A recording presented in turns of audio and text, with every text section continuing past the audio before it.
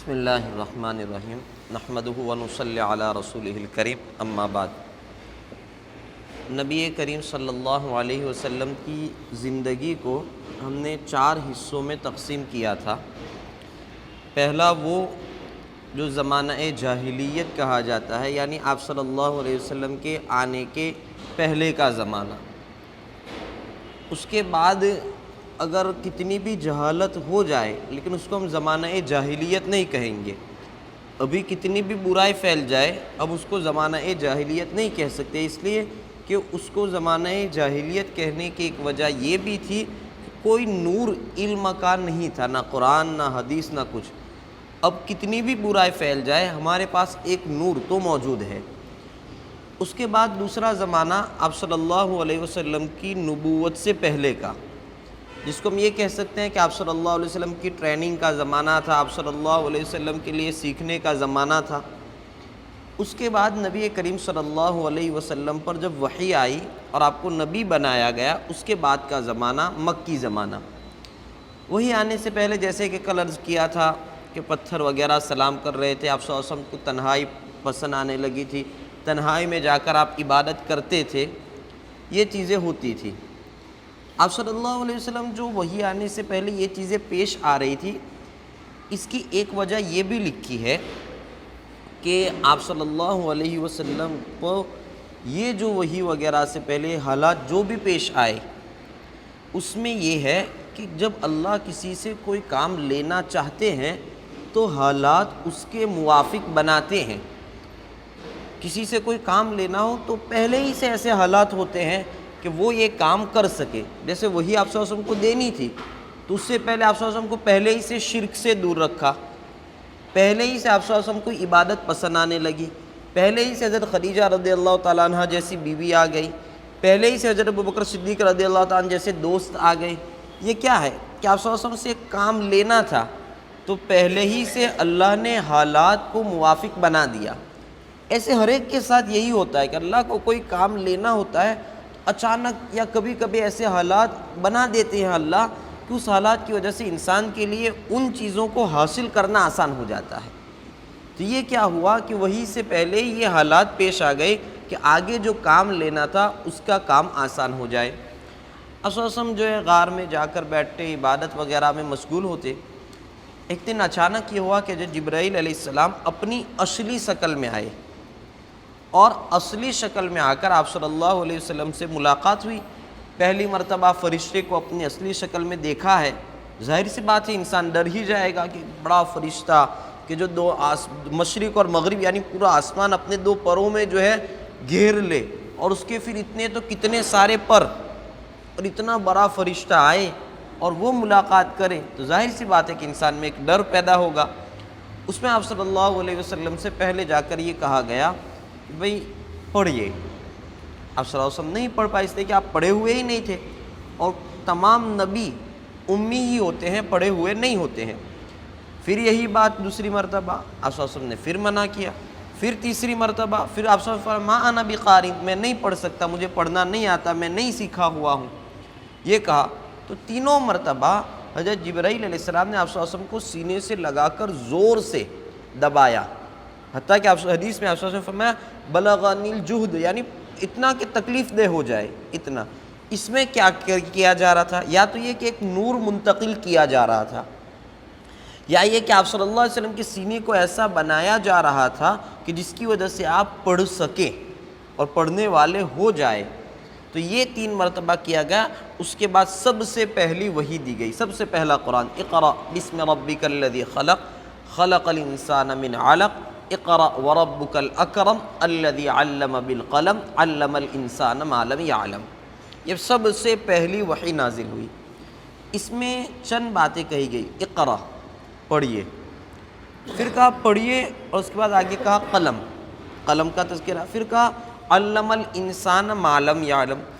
3 باتیں کہی گئی، پڑھیے، دوسرا قلم، اور وہ چیزیں سیکھیے جو وہ چیزیں آپ جو ہے انسان کو یہ چیزیں اللہ نے سکھائی۔ اس سے یہ پتہ چل رہا ہے کہ شریعت میں دین میں پڑھنے کا کتنا جو ہے یہ ہے، علم کس قدر اہم ہے۔ پہلے یہ نہیں کہا کہ ایمان لائیے، پہلے یہ نہیں کہا کہ تم اللہ کی عبادت کریے، پہلے یہ نہیں کہا، سب سے پہلے یہ کہا گیا کہ پڑھیے۔ اس سے یہ پتہ چلا کہ انسان کو پڑھنا چاہیے۔ اس کے ساتھ دوسری چیز قلم، یعنی ہمیں جو ہے پہلے دن سے پڑھنے لکھنے کے ساتھ جوڑ دیا ہے، ایجوکیشن کے ساتھ، سیکھنے کے ساتھ پہلے ہی دن سے جوڑ دیا ہے۔ اسی لیے غزوہ بدر جب ختم ہوا تو ہمارے پاس قیدی تھے، مسلمانوں کے پاس قیدی تھے۔ اب مسئلہ آیا ان قیدیوں کو چھوڑنے کا۔ جیسے جب جنگ بند ہو تو اس کے بعد سب سے پہلا کام یہی ہوتا ہے کہ ہمارے قیدی ہمیں واپس کر دو، اس کے بدلے میں جو چاہیے تم لے لو۔ تو بعض کو تو آپ صلی اللہ علیہ وسلم نے کہا تمہیں اتنے پیسے دینے پڑیں گے، کسی کو کہا تمہیں یہ دینا پڑے گا، کسی کو بغیر پیسے لیے صرف اس وعدے پر چھوڑ دیا کہ بعد میں تم جو ہے ہم سے مقابلہ اور جنگ نہیں کرو گے وغیرہ، الگ الگ۔ بعض کو یہ کہا کہ تم ہمارے جو مسلمان ہیں، جو سیکھے ہوئے پڑھے ہوئے نہیں ہیں، ان کو سکھاؤ، تم ان کو تعلیم دو، ان کو پڑھاؤ، ان کو نالج دو، لکھنا پڑھنا تم سکھاؤ، جب وہ سیکھ جائیں گے تب تمہیں چھوڑ دیا جائے گا۔ یعنی کتنی بڑی چیز ہے۔ اچھا، یہ جو سکھانے والے تھے کیا وہ قرآن حدیث سکھا رہے تھے؟ وہ کیا سکھائیں گے؟ دنیاوی علوم، یعنی لکھنا پڑھنا یہی سکھائیں گے۔ اس سے یہ پتہ، قرآن حدیث تو آپ صلی اللہ علیہ وسلم سکھا رہے تھے، دینی علم تو آپ صلی اللہ علیہ وسلم خود دے رہے تھے، لیکن دنیاوی علم کے لیے آپ صلی اللہ علیہ وسلم نے قیدیوں تک کو یہ کہا کہ ہمیں تمہاری جان نہیں لینی ہے، تم ہمیں پڑھاؤ گے، اس کے بعد تمہیں چھوڑ دیا جائے گا۔ اسی لیے بعض صحابہ کو آپ صلی اللہ علیہ وسلم نے خاص طور پر کہا تھا تم عبرانی زبان سیکھو، یہودی کی جو زبان اسرائیل میں بھی ابھی یہی زبان چلتی ہے، کہا عبرانی زبان، بعض صحابہ کو آپ صلی اللہ علیہ وسلم نے کہا کہ تم یہ لینگویج سیکھو۔ اس سے یہ پتہ چل رہا ہے کہ ہمیں دوسری قوم کی لینگویج سیکھنی چاہیے، ان کی بھاشا سیکھنی چاہیے، اور ہمارا قلم سے اور پڑھنے سے پہلے دن سے جو ہے ناتا ہے۔ ہمیں خاص طور پر اس چیزوں پر زور دینا چاہیے کہ ہم جو ہے لکھنے پڑھنے کے ساتھ منسلک رہے۔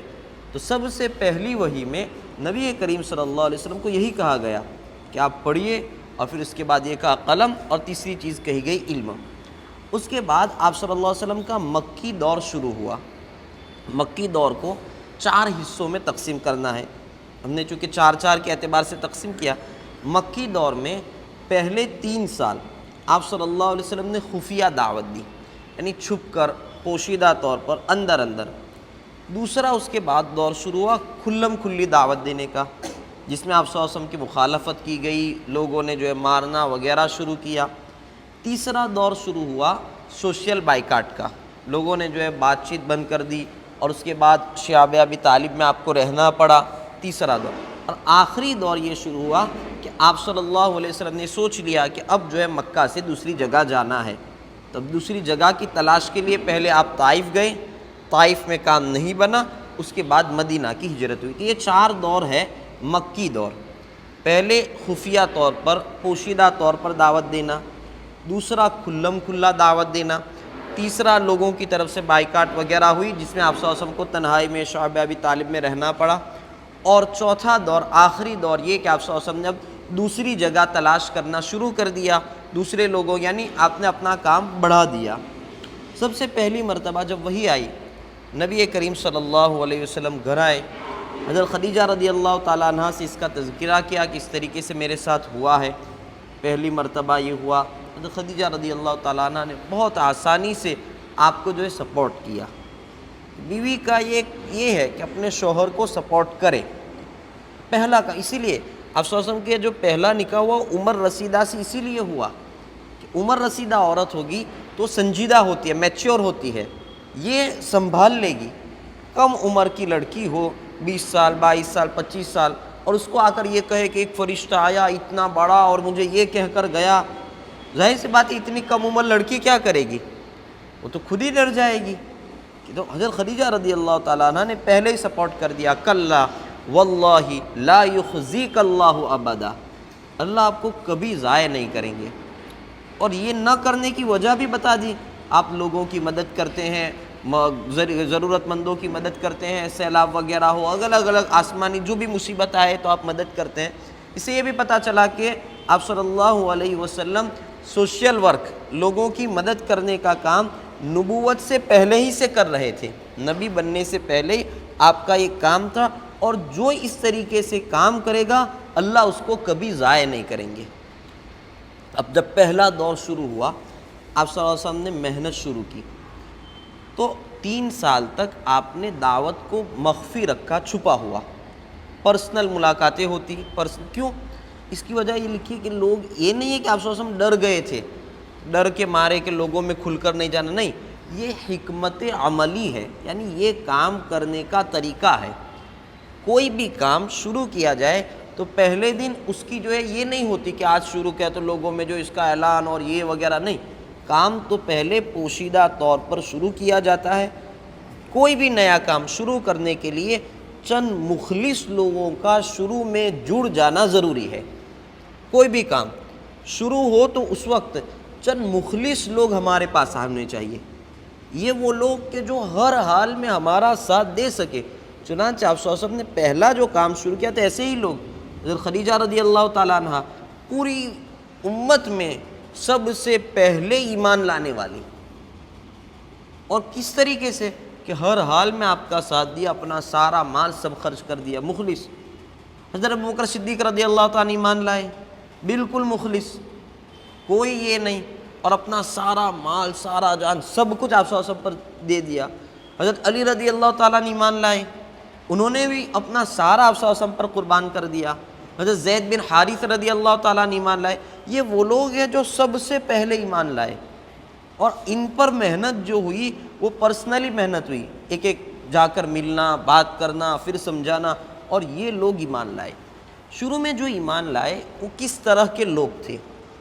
بعض تو وہ تھے جنہوں نے جو اندر سے اچھے ہی تھے، جیسے کہ حضرت ابوبکر صدیق رضی اللہ تعالیٰ عنہ کہ وہ پہلے ہی سے شرک سے دور رہے تھے۔ حضرت عثمان بن مظعون رضی اللہ تعالیٰ عنہ، یہ بھی پہلے ایمان لانے والوں میں سے، انہوں نے بہت پہلے سے شراب چھوڑ دی تھی، اور ان چیزوں سے حضرت صہیب رضی اللہ تعالیٰ عنہ، انہوں نے بھی شراب وغیرہ چیزیں چھوڑ دی تھی۔ یہ وہ لوگ جو شروع میں ایمان لائے، اور ان لوگوں نے پہلے ہی سے، یعنی بعض تو وہ لوگ تھے جو سلیم الفطرت جس کو کہا جاتا ہے، کہ جو اندر ان سے اچھے تھے، ایک۔ دوسرے وہ لوگ ایمان لائے تھے جو تھک گئے تھے۔ تھک گئے تھے کہ کیا مطلب کہ انسان برائیوں کے ساتھ، گناہوں کے ساتھ، عیاشی کے ساتھ ایک مدت تک زندگی گزارتا ہے، 5، 10، 15، 20 سال، پھر وہ ان چیزوں سے تھک جاتا ہے، اس کو پھر اس میں مزہ نہیں آتا کہ اب کیا اسی میں، تو وہ چاہتا ہے کہ اپنی لائن چینج کرے، وہ چاہتا ہے اپنی زندگی بدلے، اگر جب پورا نہ سدھر جائے لیکن وہ یہ کہ اب ان چیزوں کو وہ چھوڑ دیتا ہے۔ ایسے بہت سارے ہم دیکھتے ہیں جنہوں نے 5، 10، 15، 20 سال تک بہت عیاشیاں کی، اب ان کو کہیں بھی کہ چلو تو کہ نہیں بھائی اب نہیں، شوق نہیں ہے۔ بعض صحابہ کرام وہ تھے کہ جو برائیوں سے بالکل تھک گئے تھے، تو یہ شروع کا دور جس میں آپ صلی اللہ علیہ وسلم نے پرسنلی ملاقات کر کے لوگوں کو ایمان کی طرف دعوت دی، یہ 3 سال تک چلتا رہا۔ وہی کا سلسلہ بھی اس میں جو ہے بند رہا، وہی اس وقت نہیں آتی۔ 3 سال اس کو کہا جاتا ہے زمانہ فترت، یعنی وہ زمانہ جس میں وہی کو اللہ رب العزت نے بند رکھا تھا۔ آپ صلی اللہ علیہ وسلم بھی پھر وہی کے انتظار میں رہتے تھے، آ رہی تھی، اب کیا ہوا کہ بند ہو گیا، کیا ہوا وغیرہ۔ اسی میں پھر دوسرا دور شروع ہوا، اس کا واقعہ یہ آیا، حضرت ابو ذر غفاری رضی اللہ تعالیٰ عنہ وہ اس ٹائپ کے آدمی تھے کہ پہلے انہوں نے ڈاکو گیری، گنڈا گیری یہ سب کیا تھا، مکہ سے قریبی راستے میں رہتے تھے اور لوٹنا یہ سب ان کا کام ہی تھا، چونکہ وہاں تو یہی ماحول تھا۔ حضرت ابو ذر غفاری رضی اللہ عنہ کا شروع کا یہی معاملہ تھا۔ پھر ایک آدھ مرتبہ ایسا لکھا ہے کہ کسی بڑی جماعت کو انہوں نے لوٹ لیا، شاید وہ حج کے لیے آ رہی تھی، چونکہ اس وقت بھی لوگ حج تو کرتے تھے، کیونکہ مکہ کعبۃ اللہ کو تو وہ پہلے سے محترم سمجھتے تھے، تو وہ لوگ آتے تھے، اس کو لوٹ لیا۔ تو اس میں بعض عورتیں وغیرہ نے کچھ کہا سنا، جو بھی ہوا ہوگا، اس وقت ان کو ایسا ہو گیا کہ یہ کیا زندگی ہے، تو وہ پھر اس جگہ کو چھوڑ کر اپنے والدین، بیوی، بھائی وغیرہ کے ساتھ الگ ہو گئے تھے۔ پھر تھوڑے سالوں بعد پھر مکہ کے پاس آ گئے تھے۔ انہی دنوں میں انہوں نے سنا کہ مکہ میں کوئی ہے جو اس طریقے کی باتیں کر رہا ہے اور اچھی اخلاق کی وغیرہ کی تعلیم دے رہا ہے، تو ظاہر سی بات ہے کہ ایک زندگی سے تھک کر وہ اپنی زندگی کو بدلنا چاہتے تھے۔ یہ میدان کے محنت کے میدان کے دوسرے لوگ ہیں۔ پہلے تو وہ لوگ کہ جو اچھے ہیں، جو چاہتے ہیں کہ اچھا رہے، دوسرے وہ کہ جو ایک کام کر کے تھک گئے ہیں، اب وہ چاہتے ہیں کہ اپنی زندگی بدل لے۔ اپنی ٹریک چینج کر دے. یہ تھے. تو انہوں نے جو ہے پہلے اپنے بھائی کو بھیجا, پھر خود آئے تو 2 دن 3 دن تک تو کسی سے بات نہیں کی, مسجد میں رہتے آپ صلی اللہ علیہ وسلم کی تلاش میں, لیکن نہیں ملاقات ہو پائی. اس وقت آپ صلی اللہ علیہ وسلم نے اپنی ایک جگہ بنا رہی تھی, دار ارقم جس کو کہا جاتا ہے. وہاں صحابہ کرام 5 10 15 جو بھی تھے وہ جمع ہوتے تھے. مشن کی شروعات یہیں سے ہوئی تھی اور کام کرتے تھے. اس میں حضرت ابو ذر غفاری رضی اللہ عنہ پہلے ہی مرتبہ آئے, حضرت علی رضی اللہ عنہ سے ملاقات ہے. حضرت علی نے فرمایا کہ کل میں لے جاؤں گا, میرے پیچھے پیچھے چلنا, راستے میں اگر کوئی ہوگا تو میں اپنے جوتے ٹھیک کرنے یا پیشاب کرنے لگوں گا, تم چلتے رہنا.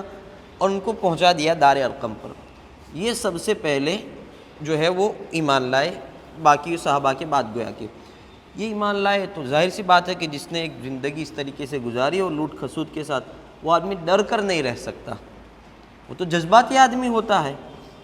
آپ صلی اللہ علیہ وسلم نے تو یہ کہا تھا کہ ابھی چلے جاؤ, جب ہمارا غلبہ ہوگا تب ہم کام آگے کریں گے. انہوں نے کہا نہیں, کام تو آج سے ہی شروع ہوگا. اور انہوں نے جا کر سیدھے ہی زور سے توحید کا اعلان کر دیا. اب سیدھے ہی پورا دور چینج ہو گیا. جو مخفی دعوت تھی اب کھلے میں آ گئی. ان کو مارنا شروع کیا, یہ کیا. لوگوں نے روکا کہ دیکھو یہ راستے میں پڑتے ہیں اور یہ تو پہلے سے گنڈے ٹائپ کے آدمی ہیں, لوٹنے والے ہیں, تمہیں لوٹ لیں گے. تو چھوڑ دیا گیا. دوسرے دن پھر وہی معاملہ. اب جو ہے نبی کریم صلی اللہ علیہ وسلم کی دعوت کھلی ہو گئی.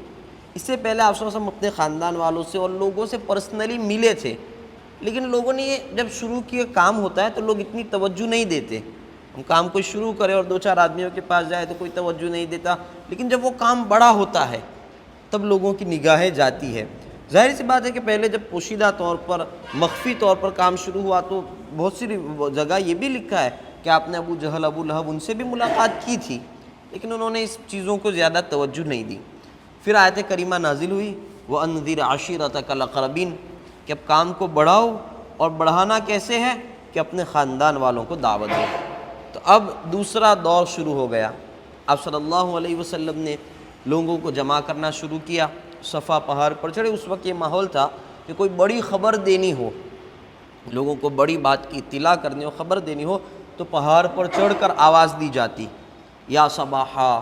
تو لوگ جو آ جاتے کہ کوئی معاملہ ہے, کوئی ہم پر حملہ کرنے آ رہا ہے, کوئی ایسی بات ہے, تو اس کو جس طرح ہمارے زمانے میں رقصہ وغیرہ سے اعلان کیا جاتا ہے یا یہ کہ مسجد سے اعلان کیا جاتا ہے, اس طرح اس زمانے میں اعلان کرنے کی, لوگوں کو متوجہ کرنے کی جگہ یہ تھی, لوگوں کو خبردار کیا جائے وغیرہ. اب سب اوپر چڑھے اور پہلا سوال یہ کیا کہ بھائی دیکھو, ہم کہوں کہ پیچھے سے کوئی تمہیں مارنے آ رہا ہے, باہر کا آدمی ہے, تم پر حملہ کرے گا, یا باہر ایک لشکر ہے جو یہاں سے تمہاری طرف آئے گا, تو تم کیا کرو گے؟ انہوں نے کہا کہ آپ کو تو ہم سچ مانیں گے.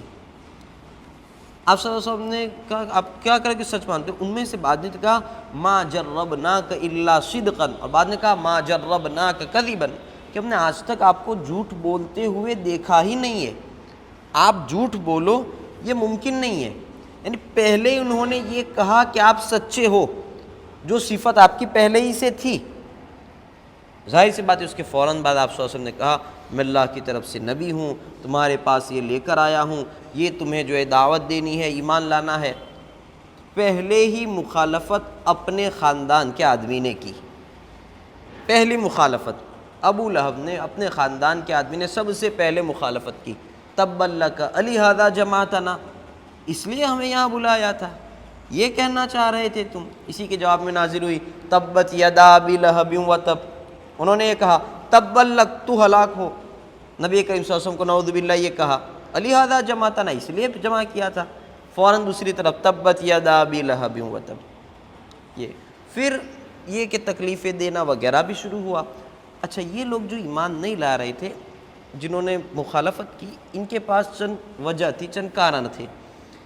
بعض تو وہ تھے جو عصبیت خاندان کی وجہ سے نہیں لا رہے تھے کہ ہمارا خاندان نیچا ہو جائے گا. جیسے عرض کیا تھا کہ ہمیں تو اپنے خاندان کا جھوٹا تمہارے خاندان کے سچے سے زیادہ پسندیدہ ہے. بعض وہ لوگ ایمان نہیں لائے جو پہلے سے ہی کسی برائی میں تھے. ابو لہب کے بارے میں یہ ہے کہ ان کا ایک معبود تھا ہرن, سونے وغیرہ کا بنایا ہوگا.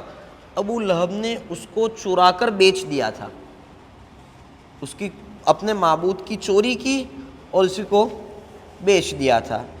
اب اس کو ایمان لانے کی بات آئے گی تو ایمان کے بعد آپ صلی اللہ علیہ وسلم سچائی کی دعوت دیتے تھے, ان چیزوں سے منع کرتے تھے، ظاہر سی بات ہے کہ معاشرے میں لوگ اس کو برا کہنے لگیں گے کہ تم نے یہ کام غلط کیا ہے چوری کا۔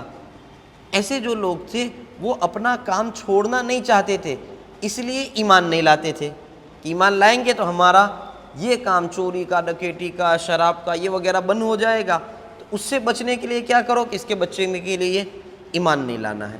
تو ایمان سے دور رہنے کی وجہ ایک ان کی یہ بھی تھی۔ دوسری ایک بات یہ بھی لکھی ہے کہ آپ صلی اللہ علیہ وسلم کے خاندان کو پہلے ہی سے گویا کہ اللہ کی طرف سے مخالف کر دیا گیا۔ کیوں؟ اس لیے کہ یہ خاندان اگر ایمان لے آتا تو قریش والے بڑے لوگ سمجھے جاتے تھے، کعبہ ان کے ہاتھ میں، لوگ کہتے کہ خاندان بڑا تھا تو اسلام پھیل گیا، بڑے خاندان کے بڑے لوگوں نے جمع ہو کر کیا کیا کہ اسلام کو پھیلا دیا، تو اس وجہ سے اسلام پھیل گیا۔ اس لیے اللہ نے پہلے ہی خاندان کو مخالف کر دیا کہ انہوں نے خاندان وغیرہ کسی کا سپورٹ نہیں تھا، یہ تو خود کے دم پر اپنے کمالات کی وجہ سے اسلام پھیلایا ہے۔ تو یہ دوسرا دور تھا۔ اب جیسے ہی دعوت عام شروع ہو گئی، لوگوں کے ایمان کی طرف بلانا شروع ہوا، دوسرے لوگوں کی طرف سے مخالفت شروع ہو گئی، ایمان لانے والوں کو مارا جاتا، ان کو پیٹا جاتا۔ صحابہ کرام کے کئی واقعات ہم جانتے ہیں، جو آگ پر لٹانا، ریت پر لٹانا، مارنا، مار ڈالنا، یہاں تک کے واقعات۔ بلکہ بخاری شریف میں ایک نبی کا یہ ہے، حضرت عروہ رضی اللہ عنہ کو کسی نے پوچھا کہ آپ سب سے بری تکلیف جو آپ صلی اللہ علیہ وسلم کو دی گئی ہو آپ کی نظر میں وہ کیا ہے؟ کہا کہ ایک مرتبہ ہم نے دیکھا کہ آپ صلی اللہ علیہ وسلم کعبہ میں نماز پڑھ رہے ہیں، عقبہ بن ابی معیط آیا اور آپ صلی اللہ علیہ وسلم کے گلے میں پھندا ڈالا اور زور سے کھینچنے لگا، یہاں تک کہ فَخَنَقَهُ خَنْقًا شَدِيدًا، آپ صلی اللہ علیہ وسلم کو کھانسی زور سے آنے لگی۔ کہا کہ بہت زور سے دبائے تو انسان وہ مرنے کے قریب ہوتا ہے اور کھانسی آنا شروع ہو جاتی ہے سانس بند ہو جانے کی وجہ سے۔ آپ صلی اللہ علیہ وسلم کی یہ حالت ہو گئی۔ بعض روایت میں ہے کہ کسی نے حضرت ابوبکر کو خبر دی کہ تمہارے ساتھی کے ساتھ یہ ہو رہا ہے، حضرت ابوبکر صدیق رضی اللہ عنہ دوڑتے ہوئے آئے، اس کو دھکا دیا، آپ صلی اللہ علیہ وسلم کو بچایا اور یہ کہا اتقتلون رجلا ان یقول ربی اللہ، کیا اس آدمی کو اس لیے مار دیا جائے گا کہ یہ کہہ رہے ہیں کہ میرا رب اللہ ہے؟ یہ حضرت ابوبکر صدیق رضی اللہ عنہ بچایا۔ اس کے علاوہ یہ کہ نماز پڑھنے کے وقت آپ پر گندگی ڈالنا، بلکہ یہاں تک کہ ابو لہب کی بیوی بھی آپ صلی اللہ علیہ وسلم کے راستے میں گندگی، کانٹے وغیرہ ڈالنے کا کام کرتی تھی۔ اسی لیے قرآن کریم نے کہا سَيَصْلَىٰ نَارًا ذَاتَ لَهَبٍ وَامْرَأَتُهُ، کہ وہ بھی جائے گی دہکتی ہوئی آگ میں، وَامْرَأَتُهُ، اور اس کی بیوی بھی ابو لہب کے ساتھ، اس لیے کہ وہ بھی پریشان کرنے میں یہ تھی۔ یہ تو دوسرا دور چل رہا تھا، لوگوں کی طرف سے تکلیفیں، آزمائشیں آ رہی تھی، مسلمانوں کے پاس کوئی طاقت نہیں تھی، بڑے آدمی طاقتور ہونے چاہیے تھے، وہ نہیں تھے۔ ہوا یہ ایک دن کہ آپ صلی اللہ علیہ وسلم بیٹھے ہوئے تھے، ابو جہل نے جو ہے آپ صلی اللہ علیہ وسلم کو بہت برا بھلا کہا، بہت زیادہ، حد سے زیادہ، اور بعض روایت ہے کہ آپ صلی اللہ علیہ وسلم کو مارا بھی سر میں۔ ایک باندی وہاں تھی، اس نے یہ دیکھا، حضرت حمزہ رضی اللہ عنہ آپ صلی اللہ علیہ وسلم کے چچا ہوتے ہیں۔ حضرت حمزہ رضی اللہ عنہ آدمی یہ تھے کہ ان کو مشغولی پورا دن شکار کی، صبح میں چلے جاتے شکار کر کے شام کو آتے، عرب والے کعبہ میں ادھر ادھر مجلس لگا کر بیٹھ کر باتیں کرتے، تو کبھی کسی کے ساتھ، کبھی اس کے ساتھ، کبھی اس کے ساتھ بیٹھ جاتے، چلے جاتے۔ لیکن پورے مکہ میں آپ کا ایک رعب تھا، طاقتور آدمی ہے، مضبوط آدمی ہے، رعب تھا۔ حضرت حمزہ رضی اللہ عنہ جب شام کو آئے تو باندی نے کہا کہ تمہارے بھتیجے کے ساتھ آج تو بنو مخزوم والوں نے کیا کیا، ایسا کیا، مارا اور برا بلا کہا۔ حضرت حمزہ رضی اللہ عنہ کو غصہ آیا، ایمان تو نہیں لائے تھے لیکن خاندان تو تھا، گئے اور ابو جہل بیٹھا تھا، سر میں مارا اور کہا کہ سن میں ایمان لاتا ہوں، اور انہوں نے جو ہے ایمان کو قبول کر لیا۔ وہ تو جذبات میں تھا، لیکن بعد میں چل کر تو آپ بڑے صحابی بن گئے، غزوہ بدر میں بھی آپ کے بڑے کارنامے ہیں۔ آپ صلی اللہ علیہ وسلم کو بھی ان سے بے انتہا محبت تھی۔ ان کے ایمان لانے سے مکہ میں ایک طاقت پیدا ہو گئی۔ ان کے ایمان لانے کے ابھی 3 دن ہوئے تھے، 3-4 دن، حضرت عمر رضی اللہ تعالیٰ نے ایمان لے آئے، یعنی اب طاقتور لوگ ایمان میں داخل ہونے لگے۔ حضرت عمر رضی اللہ تعالیٰ کی ایمان کا واقعہ تو اصل یہ ہوا تھا پہلے تو کہ ایک رات کو آئے، سفر وغیرہ سے آئے ہوں گے، تو کہا کہ آج مکہ میں چلے جائے، تو مکہ میں کعبہ کا جو غلاف ہوتا ہے، کپڑا ہوتا ہے، اس کے نیچے بیٹھے ہوئے تھے۔ نبی کریم صلی اللہ علیہ وسلم قرآن پڑھ رہے تھے تو انہوں نے قرآن، ان کو لگا کہ کتاب تو بہت اچھی ہے، باتیں بہت اعلیٰ بہت اونچی باتیں ہو رہی ہیں۔ کہا کہ یہ مکہ والے جو کہتے ہیں کہ یہ شاعر کا کلام ہے، صحیح ہے، یہ بڑے شاعر ہے۔ اب آپ صلی اللہ علیہ وسلم سورہ حاقہ پڑھ رہے تھے تو آپ صلی اللہ علیہ وسلم نے اس کے بعد دوسرے رکوع کی آیتیں پڑھنا شروع کیا، اِنَّهُ لَقَوْلُ رَسُولٍ كَرِيمٍ وَمَا هُوَ بِقَوْلِ شَاعِرٍ، یہ تو شاعر کا کلام ہے ہی نہیں۔ حضرت عمر رضی اللہ عنہ چونک گئے، میں تو دل میں کہہ رہا ہوں کہ یہ شاعر ہے، اور وہ وہاں سے پڑھ رہے ہیں وَمَا هُوَ بِقَوْلِ شَاعِرٍ۔ اس کو لگا کہ یہ کاہن ہے، جادوگر جیسا آدمی ہے، میں یہاں بولتا ہوں وہ سمجھ جاتے ہیں۔ فوراً بعد والے آتے آپ صلی اللہ علیہ وسلم نے فرمائی وَمَا هُوَ بِقَوْلِ کاہن، یہ تو کاہن کی بات بھی نہیں ہے، اور زیادہ چونک گئے۔ میں نے شاعر کہا، وہاں سے آپ صلی اللہ علیہ وسلم نے فرمایا وَمَا هُوَ بِقَوْلِ شَاعِر۔ میں نے کاہن جادوگر یہ کہا، وہاں سے آپ صلی اللہ علیہ وسلم نے فرمایا وَمَا هُوَ بِقَوْلِ کاہن قَلِيلًا مَا تُؤْمِنُونَ، تم بہت تھوڑے ایمان لاتے ہو، قَلِيلًا مَا تَذَكَّرُونَ، تم بہت تھوڑے سمجھتے ہو۔ وہیں سے حضرت عمر رضی اللہ عنہ کے دل میں ایمان تھوڑا بہت جاگ گیا تھا، لیکن ظاہر بات ہے کہ سالوں سے انسان ایک کام میں ہو اور سخت مخالفت کی ہو، پارٹی چینج کرنا اتنا آسان نہیں ہوتا ہے، ایک پارٹی سے دوسری پارٹی میں جانا اتنا آسان نہیں ہوتا ہے کہ ہم نے تو یہاں رہ کر ان کی برائی کی تھی، کل ان کی پارٹی میں چلے گئے تو لوگ کہیں گے کل تو ان کی بہت برائی کرتا تھا، آج یہ اچھے کیسے ہو گئے۔ اس لیے ایمان وہ ظاہر لائے نہیں تھے، لیکن ان کی بہن والا واقعہ جو مشہور ہے کہ آپ صلی اللہ علیہ وسلم کے مارنے کے لیے جا رہے تھے اور راستے میں کہا کہ اپنی بہنوئی کی خبر لو، وہاں حضرت خباب بن ارت رضی اللہ عنہ قرآن سکھا رہے تھے، سورہ طٰہٰ کی ابتدائی آیت پڑھی اور دل بدل گیا، اس کے بعد وہ ایمان لے آئے۔ حضرت عمر کا ایمان لانا تھا کہ مکے میں تو معاملہ ہی ختم، یہ لوگ تو سارے ڈر گئے، حضرت حمزہ بھی چلے گئے، حضرت عمر بھی چلے گئے، اور معاملہ جو ہے بڑے پیمانے پر ہونے لگا۔ اب ان لوگوں کو ڈر ہونے لگا کہ اب تو سب ایمان لے آئیں گے، اپنے گھر والے وغیرہ سب ایمان لے آئیں گے، تو اب کیا کریں کہ اب آپ صلی اللہ علیہ وسلم کو روکنے کے لیے کبھی کبھی تو وہ جا کر جو ہے لالچ دینے لگے، تمہیں کیا چاہیے، بادشاہ بننا ہے، کل سے تم بادشاہ، کیا چاہیے، عورتیں چاہیے مکے کی دے دیں، تمہیں چاہیے کیا وہ بتاؤ۔ اب معاملہ یہ نہیں رہا کہ مار کر معاملہ ختم کیا جائے، شروعات میں تو انہوں نے یہ چاہا، کیونکہ اب اب آپ صلی اللہ علیہ وسلم کو روکنے کا کیا طریقہ، کسی بھی قوم کو روکنے کے لیے آسان طریقہ یہ ہے آرتھک اعتبار سے، فائنینشلی اعتبار سے اس کو ختم کر دو۔ فائنینشلی اعتبار سے جب وہ قوم ٹوٹ جائے گی تو آگے کچھ کام نہیں کر پائے گی۔ یہ آج بھی یہی طریقہ چلایا جاتا ہے، کسی قوم کو ختم کرنے کے لیے کیا کرو، اس قوم کے لوگوں کو جاب نہ دو، ان کو جو ہے آگے نہ بڑھاؤ، کیا ہوگا کہ وہ فائنینشلی اعتبار سے، آرتھک اعتبار سے ٹوٹ جائیں گے تو وہ کام آگے نہیں کر پائیں گے۔ انہوں نے بھی وہی حربہ اختیار کیا کہ اب کیا کرو، سب مل کر بائیکاٹ کرو، ان کے ساتھ کھانا نہیں، پینا نہیں، کچھ بیچنا نہیں، ان سے خریدنا نہیں، ان کی دکانوں پر نہیں جائیں گے، ان سے کچھ نہیں لیں گے۔ اب کہ آرتھک اعتبار سے، فائنینشل اعتبار سے ٹوٹ جائیں گے تو پھر ایمان اسلام پر باقی نہیں رہیں گے۔ اسی لیے دوسری قوم جو محنت کرتی ہے وہ سب سے پہلے غریب طبقہ پر محنت کرتی ہے، کیونکہ غریب طبقے کے پاس کچھ ہوتا نہیں تو ان کو آسانی کے ساتھ پیسے وغیرہ دے کر یا لالچ دے کر اپنی طرف کیا جا سکتا ہے۔ اس لیے ہمارے شریعت میں زکوٰۃ ہے، یہ جو غریب طبقہ ہے وہاں ٹوٹ جائے گا جب وہ، کیونکہ طبقہ غریب ہے، ان کے پاس کچھ ہے نہیں، اور اس میں بھی اگر لوگ بائیکاٹ کر دے، خرید و فروخت بند، دکانیں بند، ہمارے علاقے میں سے دکانیں نکال لو، ایسا کریں گے تو وہ کیا کریں گے، وہ ایمان کے ساتھ کمپرومائز کر لیں گے، دو چیزیں آمنے سامنے آئے گی۔ صحابہ کا تو یہ معاملہ ہی نہیں تھا، اس لیے کہ ایمان اتنا مضبوط تھا کہ وہ ساری چیزوں سے کمپرومائز کر سکتے تھے، ایمان سے نہیں۔ اس لیے ضروری ہے کہ غریب طبقے کو، بلکہ سارے طبقے کو، لیکن خاص طور پر غریب طبقے کو ایمانی اعتبار سے مضبوط کیا جائے کہ تم بھوکے مرنے کے لیے تیار رہو، ایمان نہ چھوٹنے پائے۔ انہوں نے یہی حربہ اپنایا، ان لوگوں کو ختم کرنے کے لیے کیا کیا جائے کہ ان کو ختم کرنے کے لیے ان کے ساتھ بائیکاٹ کیا جائے، بات چیت بند، کھانا وغیرہ بند، کوئی چیز دینا نہیں ہے، اور اس پر عہد لکھا گیا تیار کر کے، اور اس کو کعبہ میں لٹکایا گیا، ان لوگوں کے ساتھ اب ہمارا کوئی معاملہ رہے گا نہیں۔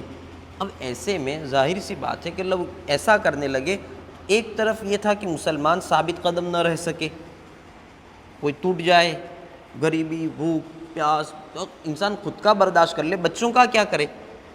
ایک طرف یہ معاملہ تھا، دوسرا ہے کہ لوگ یہ حالت دیکھیں گے تو ایمان میں داخل نہیں ہوں گے، دیکھیں گے کہ ایمان لائیں گے کہ تو سیدھے وہیں بھوک میں جانا ہے، تو کوئی ایمان نہیں لائے گا۔ ان چیزوں کو دیکھ کر آپ صلی اللہ علیہ وسلم نے فرمایا کہ اب تمہیں حبشہ جانا پڑے گا، پہلی ہجرت حبشہ کی ہجرت کی طرف جاؤ۔ حبشہ جانے کی بات آئی تو آپ صلی اللہ علیہ وسلم نے چند باتیں ان کو کہی کہ دیکھو، حبشہ کا بادشاہ جو ہے انصاف پسند ہے، وہاں تمہیں جو ہے امن ملے گا، عبادت کرنے کا موقع ملے گا۔ اصل حبشہ کی ہجرت سے ایک مقصد یہ تھا کہ یہاں جو رہنے والے تھے مکہ والے، انہوں نے ملک، قانون، انصاف، لا یہ کچھ دیکھا ہی نہیں تھا۔ وہاں جائیں گے تو دیکھیں گے کہ اچھا ملک ہوتا ہے، ملک کے قانون ہوتے ہیں، وہاں انصاف ہوتا ہے، وہاں ایک لا ہوتا ہے۔ چونکہ مدینہ میں ہمیں اپنی حکومت بنانی ہے، تو حکومت بنانے کے لیے ان کو کیا کرو، وہ ایک ایسا ملک دیکھ کر آئے جہاں انصاف ہو، جہاں عدل ہو، یہ ہو۔ اس لیے آپ صلی اللہ علیہ وسلم نے پہلے ان کو ہجرت کے لیے حبشہ کی طرف بھیجا کہ تم حبشہ جاؤ، وہاں کا دیکھو، وہاں کا بادشاہ امن انصاف کرنے والا ہے۔ اور دوسرا یہ کہ ان چیزوں سے یہ آگے بھی بڑھیں گے کہ کتنی اچھی چیز ہے انصاف، تو عدل انصاف کتنی اچھی چیز ہے، ملک کا قانون کا ساتھ ہونا کتنی اچھی چیز ہے، اس کے ساتھ تو لوگ کتنے اچھے سے خوشی سے رہ رہے ہیں، اپنی حکومت ہو تو ایک جو ہے ایک اپنا ذہن بنا کر آئیں گے، وہاں سے آئیں گے تو کہ ہم نے وہاں گئے تھے، جیسے ہم کہیں جاتے ہیں وہاں کوئی اچھی چیز دیکھتے ہیں تو ہم کہتے ہیں یار ہم نے وہ بہت اچھا دیکھا، ہمارے یہاں پہ ایسا ہونا چاہیے۔ وہاں جا کر دیکھیں گے کہ اچھا ایک بادشاہ ہو، ایک امیر ہو، سارے لوگ اس کا مانیں، ہمارا معاملہ ہو تو ہم وہاں جائیں، آپس میں لڑائی جھگڑے فساد دور کرائے، انصاف قائم ہو اور مل کر رہے، ملک میں امن و امان قائم ہو۔ ظاہر ہے جو حبشہ جا کر آئیں گے تو ایک سوچ لے کر آئیں گے، اس لیے آپ صلی اللہ علیہ وسلم نے کہا کہ تم وہاں جاؤ اور ایک سوچ لے کر آؤ۔ لہذا حبشہ کی ہجرت کا موقع شروع ہوا کہ اب لوگ حبشہ ہجرت کر کے جانے لگے، 70-72 آدمیوں نے ایک ایک، دو دو، تین چار اس طریقے سے کر کے ہجرت کی، یہاں تک کہ حضرت ابوبکر صدیق رضی اللہ تعالیٰ عنہ جو ہے وہ ہجرت کے لیے نکل رہے تھے حبشہ کی۔ راستے میں ابن الدغنہ الگ الگ پڑھا جاتا ہے، وہ ملا، اس نے کہا کہ کہاں جا رہے ہو؟ کہا کہ ہم تو، کیا تمہاری قوم جو ہے مجھے یہاں رہنے نہیں دیتی ہے، کیا کریں کہ حبشہ کی ہجرت کر کے چلے جاؤ۔ اس وقت اس نے کہا کہ نہیں، تمہارے جیسا آدمی مکہ چھوڑ کر نہیں جا سکتا۔ کیوں؟ کیونکہ انک لتصل الرحم وتکسب المعدوم وتحمل الکل وتعین علی نوائب الحق، یعنی وہ باتیں جو حضرت خدیجہ رضی اللہ تعالیٰ عنہا نے آپ صلی اللہ علیہ وسلم کو کہی تھی، اس نے ابن الدغنہ نے بعینہ ہی یہی باتیں حضرت ابوبکر صدیق رضی اللہ تعالیٰ عنہ کو کہی۔ حضرت ابوبکر صدیق رضی اللہ تعالیٰ اور آپ صلی اللہ علیہ وسلم میں اتنا اتفاق تھا، گویا کہ ایک دوسرے کا سایہ تھے۔ جو باتیں حضرت خدیجہ آپ صلی اللہ علیہ وسلم کو کہہ رہی ہے، وہی بات ابن الدغنہ کہہ رہا ہے، کس کو؟ حضرت ابوبکر صدیق رضی اللہ۔ اس کو کہا جاتا ہے نسبت اتحادی، انسان کو اپنے شیخ سے، اپنے ان سے جو ہے اس طرح کا تعلق ہو جائے کہ دونوں ایک جیسے ہو جائے۔ یہ انسان کو کوئی بھی کام چلانے کے لیے چند ایسے آدمی ہونے چاہیے جو بعینہ ہی اپنا جو مشن چلانے والا بڑا آدمی ہے ایسے ہو، اس کی سوچ ایسی، اس کی فکر ایسی، اس کی باتیں ایسی، اس کی محنت ایسی، ساری چیزیں۔ کیوں؟ اصل آدمی ہمیشہ نہیں رہے گا، مشن ہمیشہ رہے گا۔ آپ صلی اللہ علیہ وسلم کے جانے کے بعد مشن سنبھالنے والے لوگ چاہیے تھے، حضرت ابوبکر صدیق رضی اللہ عنہ کو بعینہ ہی اللہ نے ایسا بنا دیا۔ اسی لیے تو آپ صلی اللہ علیہ وسلم کے جانے کے بعد آپ صلی اللہ علیہ وسلم کا مشن لے کر سب سے پہلے حضرت ابوبکر صدیق رضی اللہ عنہ گئے۔ ایسے ہر زمانے میں ہمیں اپنے مشائخ وغیرہ کے ساتھ مل کر ایسے لوگ تیار کرنے پڑیں گے جو ہمارے بعد بھی اس مشن کو لے کر آگے چلیں، جو نمونہ ہو، جو کام کر سکے۔ تو حبشہ کی ہجرت کا معاملہ شروع ہوا، حبشہ تھے اور ایک افواہ انہوں نے پھیلا دی۔ یہ ایک طریقہ ہوتا ہے افواہ پھیلا کر لوگوں کو اپنے طرف لانے کا۔ اب حبشہ تو چلے گئے تھے، ان لوگوں نے حبشہ میں بھی محنت کی تھی، نجاشی کے پاس جا کر کہنا کہ بھائی یہ لوگ تو ہماری قوم کے برے آدمی ہے، جو ہم سب میں مشہوری ہے۔ حضرت جعفر رضی اللہ عنہ نے پھر تقریر کہی کہ ہم تو برے تھے، ہم تو اسی طریقے تھے، لیکن نبی کریم صلی اللہ علیہ وسلم نے آ کر ہمیں اخلاق دیے، یہ دیا وغیرہ۔ نجاشی بادشاہ جو تھا وہ تو عیسائی تھا، اس وجہ سے یہ بھی چیزوں کو انہوں نے فوراً قبول کر لیا کہ نہیں یہ تو اچھے لوگ ہیں۔ دوسرے دن وہ لوگ جا کر گئے اور کہنے لگے کہ یہ تو عیسائی کے بارے میں بھی برا بولتے ہیں۔ حضرت جعفر رضی اللہ عنہ نے سورہ مریم کی آیتیں سنا دی، کہا کہ نہیں ہم جو کہتے ہیں عیسیٰ علیہ السلام کے بارے میں ان کی وہی باتیں ہیں، تو یہ وہاں فیل ہو گئے۔ تو اب ان کو ایک درد تھا کہ یہ تو حبشہ میں جا کر ان کا کام چل رہا ہے، ان کو واپس لاؤ۔ جنہوں نے کیا کیا کہ افواہیں پھیلانا شروع کر دی۔ مکہ میں تو سارے لوگ ایمان لے آئے، مکہ میں تو یہ میڈیا کی طاقت ہے کہ میڈیا کے ذریعے لوگوں میں اتنا جھوٹ پھیلاؤ، اتنا جھوٹ پھیلاؤ، اتنا جھوٹ کہ وہ لوگ سچ سمجھ کر جو ہے اسی کو صحیح سمجھنے لگے۔ انہوں نے اسی طریقے کا کیا کہ لوگوں کے ذریعے اتنی خبر حبشہ میں پہنچے، یہ حبشہ کا معاملہ تو بہت اچھا ہے، مکہ کا معاملہ تو بہت اچھا ہو گیا، نبی کریم صلی اللہ علیہ وسلم کا ایمان پھیل گیا اور لوگ یہ ہونے لگے اور وہ ہونے لگے۔ حبشہ والوں کو وہاں خبر ملی، کہا چلو ہم اب چلے جائیں، پھر سے مکہ نبی کریم صلی اللہ علیہ وسلم کے پاس رہیں گے۔ لیکن یہاں معاملہ دوسرا ہی تھا، یہاں تو سختیاں تکلیفیں اور بڑی ہوئی تھی، لوگ وہیں تھے شیعہ ابی طالب میں اور تکلیفوں میں اور مصیبتوں میں اس میں، لیکن ان لوگوں کو وہاں سے واپس نکالنا تھا۔ اور دوسرا یہ کہ اللہ رب العزت یہ دکھانا چاہتے تھے کہ اسلام کے پھیلنے کے لیے نجاشی بادشاہ کی طرف سے مالی مدد ہو رہی تھی۔ ہمیں مالی مدد نہیں، ہمیں تو افراد چاہیے، لوگ چاہیے جو ایمان اسلام قبول کرے، مالی طور پر اگرچہ مدد نہ کرے لیکن ان کے پاس ایمان اسلام ہونا چاہیے کہ جو اس کو لے کر چلے۔ اس نے حبشہ والوں نے مالی مدد کی ہے لیکن مالی مدد کی ضرورت نہیں ہے، ہمیں تو لوگ چاہیے جو ہمارے مشن کو لے کر چلنے والے ہو، ہمارے مشن میں پورے ہو جائے۔ تو وہ وہاں سے واپس آ گئے۔ اب وہاں سے واپس آئے، یہاں دوسری طرف یہ ہوا چچا ابو طالب چلے گئے، دوسری طرف حضرت خدیجہ رضی اللہ تعالیٰ عنہ چلی گئی، اسی طریقے سے جو ہے یہاں غربت فقیری بڑھ گئی اور ایک ساتھ بہت سارے معاملات ہوئے۔ آپ صلی اللہ علیہ وسلم کے بچے لڑکے جو تھے ان کی تو وفات ہونے لگی تھی، لڑکے وغیرہ چلے گئے، یعنی آپ صلی اللہ علیہ وسلم الگ الگ اعتبار سے ذہنی طور پر پریشانی میں تھے۔ ایک طرف تو یہ تھا کہ آپ ذہنی طور پر پریشانی، ایک کی زندگی میں اتنے سارے ٹراما ایک ساتھ ہو جائے، بیوی جو مدد کر رہی تھی چلی گئی، چچا جن کی وجہ سے لوگ جو ہے وہ سیدھے رہتے تھے یہ بھی چلے گئے، بچے مرے جا رہے ہیں، وفات ہو رہی ہے بچوں کی 2 سال میں، اور وہ کفار کہہ رہے ہیں ان نشانیہ کا ابتر، وہ یہ کہہ رہے تھے کہ اب تمہارا نبی تو جو ہے دم بریدہ ہے، ان کی اولاد زندہ نہیں رہتی، اور جیسے یہ ان کے بچے مر رہے ہیں تھوڑے سالوں میں ان کا دین چلا جائے گا۔ انسان کتنی تکلیف میں ہوگا،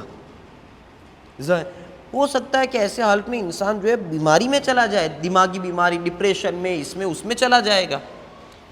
ایسی بیماری میں سب سے زیادہ انسان کو جو ضرورت ہوتی ہے وہ ہوتی ہے تسلی کی۔